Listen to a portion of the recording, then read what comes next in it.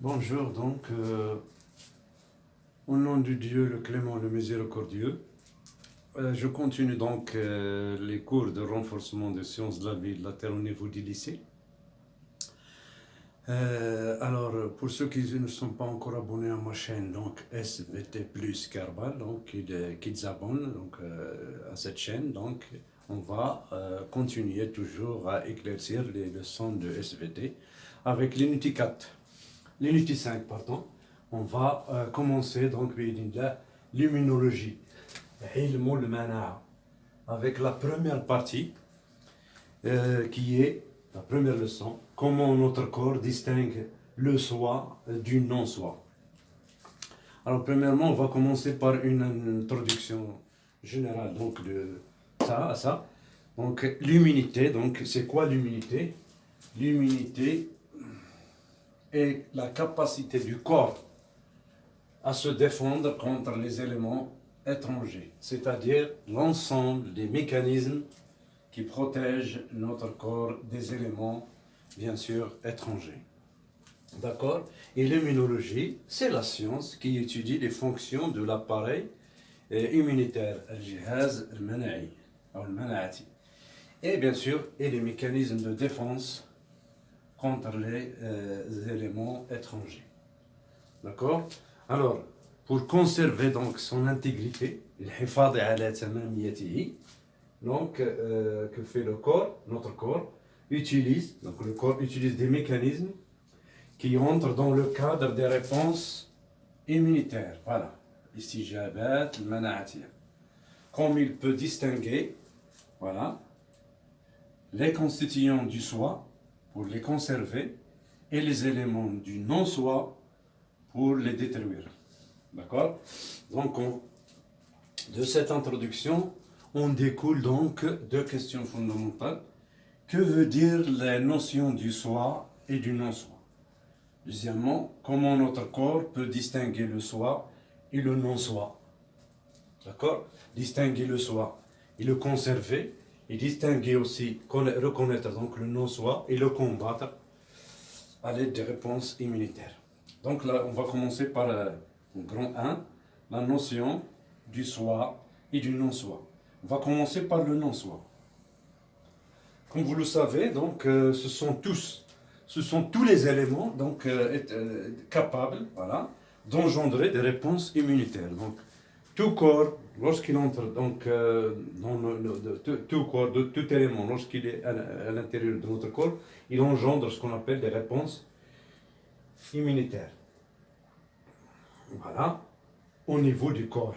Alors, bien sûr, on va citer les exemples. Donc, je récapitule. Donc, qu'est-ce que ça veut dire les éléments du non-soi? Tout élément capable d'engendrer, lorsqu'il est à l'intérieur du corps, une réponse immunitaire. D'accord? Donc, on cite ici ce qu'on appelle les microbes. Voilà.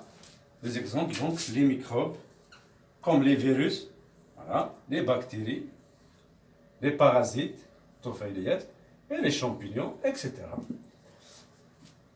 Les protozoaires, c'est-à-dire les unicellulaires, etc. Tout élément étranger, ça entre dans les parasites.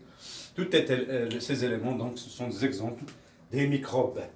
Il y a aussi des cellules dans notre corps qui sont anormales. Que désigne-t-on par cellules anormales? Les cellules anormales, ce sont tout simplement les cellules cancéreuses. Alors, qui sont devenues, bien sûr, les cellules cancéreuses, qui sont devenues par leur comportement des cellules non naturelles. Voilà. Donc, ils constituent ce qu'on appelle le non-soi. Il faut citer un troisième exemple qui est très important, les tissus et les organes greffés. الأنسجة والأعضاء الطعم. De la greffe. Alors, comme vous le savez, certains cas de traitement nécessitent donc des greffes d'organes chez les personnes malades, mais parfois la greffe ne réussit pas. Donc, puisqu'il ne réussit pas dans beaucoup de cas, on peut considérer les tissus et les organes greffés comme des éléments du non-soi, puisqu'ils vont susciter le rejet de ces greffons. D'accord?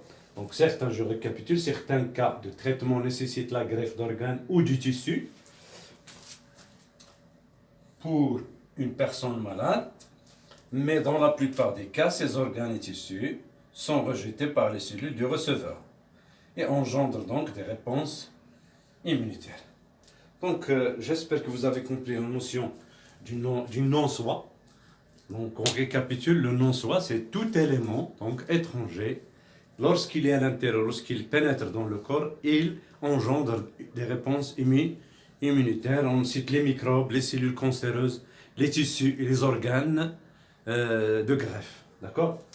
Alors maintenant, je vais passer à autre chose très importante, la notion du soi, avec cet exercice. Donc on va le découvrir, qu'est-ce que c'est que donc, les molécules du soi. Alors, on réalise des expériences de greffe, de peau entre deux souris différentes génétiquement. Voilà. Le génotype, une souris du génotype A sur A et B, l'autre souris. Les mêmes expériences ont été réalisées chez les souris AA entre elles, c'est-à-dire les greffes entre les souris AA, homozygotes, et aussi les souris B sur B entre elles. Alors, le document ci-dessous résume les résultats. Alors, regardez ici donc la souris A sur A, la souris B sur B. Alors, c'est ce qu'on a, on a réalisé donc une greffe entrecroisée entre la souris A et la souris B. D'accord? Le greffon est rejeté. Donc, ici, je mets, donc, ça veut dire ça? Le rejet. Ça veut dire le rejet. Et qu'est-ce que ça veut dire ça? Alors, le greffon accepté. Il faut comprendre l'expérience. Alors ça, c'est ce qu'on appelle l'allogreffe. L'allogreffe, donc, c'est la greffe entrecroisée entre deux individus, donc différents génétiquement. Alors, on a réalisé aussi les ogreffes. C'est ce qu'on appelle les ogreffes, c'est-à-dire entre deux individus, donc, de la même espèce, donc, ils sont homozygotes, donc, voilà. Et homozygotes, voilà ce qui est important. Donc, bébé avec bébé, et le greffon, il est accepté, donc la greffe réussit. La même chose entre une souris AA et une homozygote et une autre souris AA homozygote, les ogreffes, donc le greffon, il est accepté. Les questions que vous allez répondre. Que représente la peau de la souris A sur A pour la souris B sur B? Justifie la réponse. Donc, que représente-t-elle? Donc, puisque la peau de la souris A engendré un rejet de greffe, du greffon, donc c'est-à-dire il a engendré une réponse immunitaire, donc c'est un corps donc étranger, donc c'est le nom, il constitue le non-soi pour la souris B. Donc réponse, donc la peau de la souris A sur A est un corps donc étranger, c'est-à-dire le non-soi pour la souris, pour le corps, voilà, pour le corps de la souris B sur B. Jismon gharib, un corps étranger, donc c'est le non-soi puisqu'il a engendré le rejet de la greffe. Deuxième question. Nommez la réaction du corps de la souris B sur B vis-à-vis de la peau de la souris A. Donc, c'est quoi cette réaction? Voilà, c'est quoi à votre avis? Donc, c'est une réponse immunitaire. Donc, c'est une réponse immunitaire. Donc, la réaction du corps de la souris B sur B vis-à-vis de la peau, voilà, du morceau de la peau, voilà, de la peau de A sur A, une réaction immunitaire. Istijaba mana'atiya. D'accord? Troisième question. Interpréter les données de ces expériences, que peut-on déduire? Alors, pour l'interprétation, donc lorsqu'on a réalisé une greffe entrecroisée entre deux souris différentes génétiquement, il y a rejet de la greffe. Donc rejet de la greffe, du greffon, voilà. Rejet du greffon, طعن. Dans le cas de deux souris différentes génétiquement. Voilà. Voilà. Et acceptation. Dans le cas de la greffe entre deux souris homozygotes de même génotype. Acceptation du greffon. Dans le cas de deux souris identiques, voilà, identiques, génétiquement, voilà. Que peut-on déduire donc? Donc, qu'est-ce qu'on peut déduire de ça? Le génotype, voilà, intervient dans, voilà, donc dans l'échec ou la réussite d'une greffe. D'accord? J'espère que vous avez compris. Une quatrième question. Alors on va effacer ça. J'espère que vous avez recopié donc ça au fur et à mesure. Très bien. La quatrième question. Sachant que le corps, notre corps, reconnaît les cellules du soi grâce à des protéines membranaires, voilà. Grâce à des protéines membranaires, voilà, présentes à la surface des cellules, de ces cellules. Comment expliquer le rejet du greffon entre deux souris différentes génétiquement et comment expliquer l'acceptation du greffon entre deux souris identiques génétiquement? Donc là, à votre avis donc, je répète la question, sachant que le corps reconnaît donc les cellules du soi, c'est-à-dire ces cellules, grâce à des protéines membranaires présentes à la surface de ces cellules.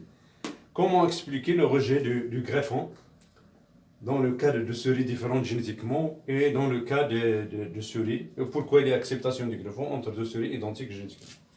Donc, alors, on explique donc le rejet du greffon entre deux souris différentes génétiquement parce que les protéines membranaires sont différentes. Donc, le rejet, voilà.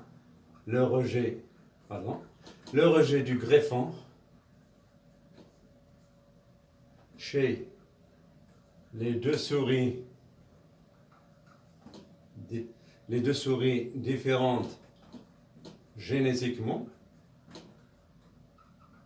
est dû à la différence entre les protéines membranaires. Voilà. Les protéines donc qui déterminent la reconnaissance du soi et du non-soi. L'acceptation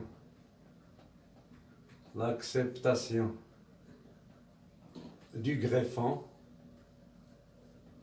chez les deux souris identiques génétiquement, voilà, est due à la ressemblance, voilà, la ressemblance des protéines membranaires. D'accord? Donc ça. Très bien. Donc, qu'est-ce qu'on peut donc conclure de tout ça? Donc, conclusion. J'espère que vous avez donc saisi ça. Conclusion. Voilà.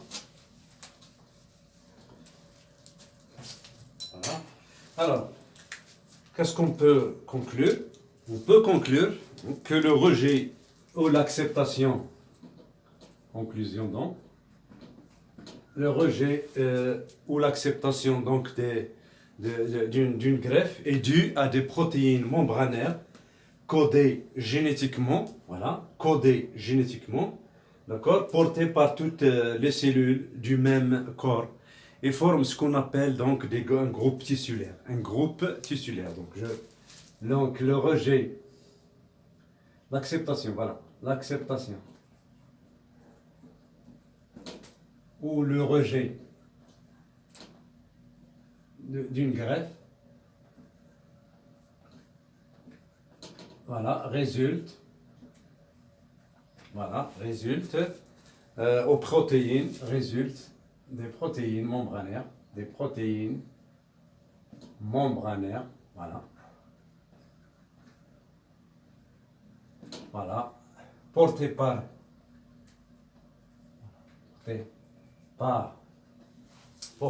toutes les cellules,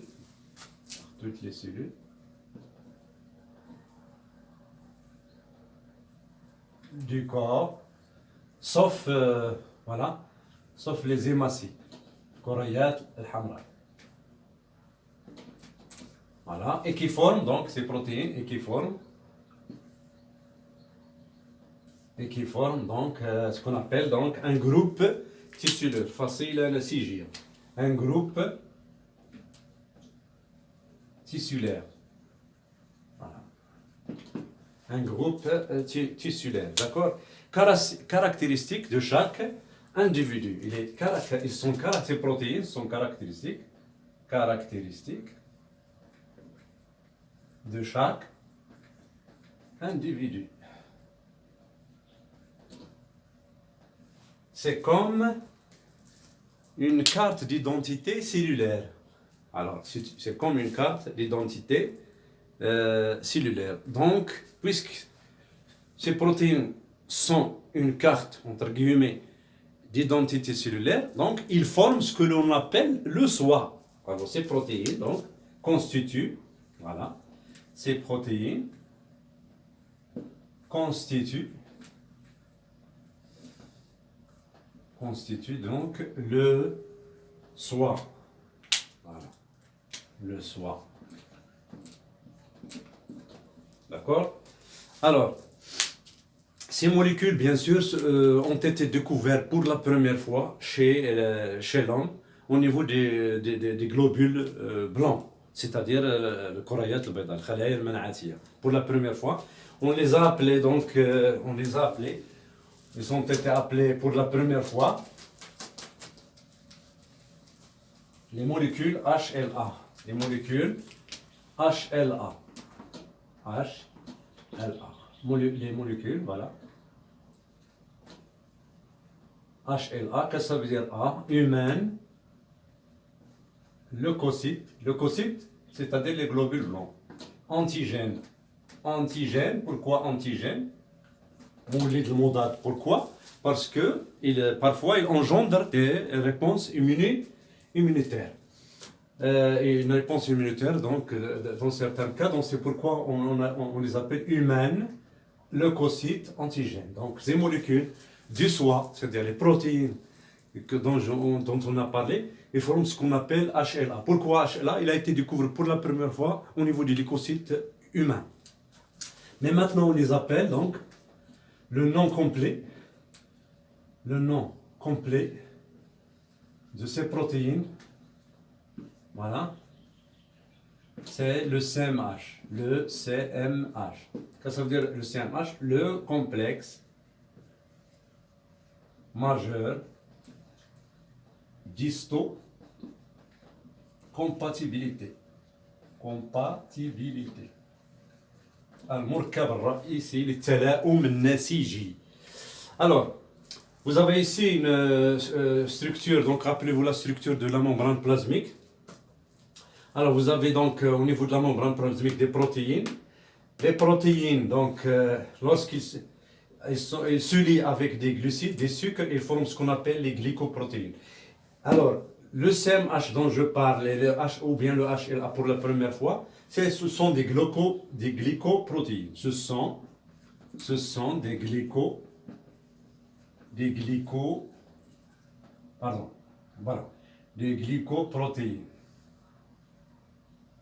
Voilà. Ils sont présents donc, on les appelle donc le CMH. Et il existe deux types. Il existe le CMH1 et le CMH2. Alors, pour le CMH1, il existe chez toutes les cellules nucléées. Alors, le CMH1 existe chez toutes les cellules nucléées. CMH1, toutes les cellules nucléées possèdent un noyau, le possèdent. D'accord? Pour le CMH2, donc on le trouve sur les cellules immunitaires. Donc il se trouve sur les membranes, alors des cellules immunitaires. D'accord?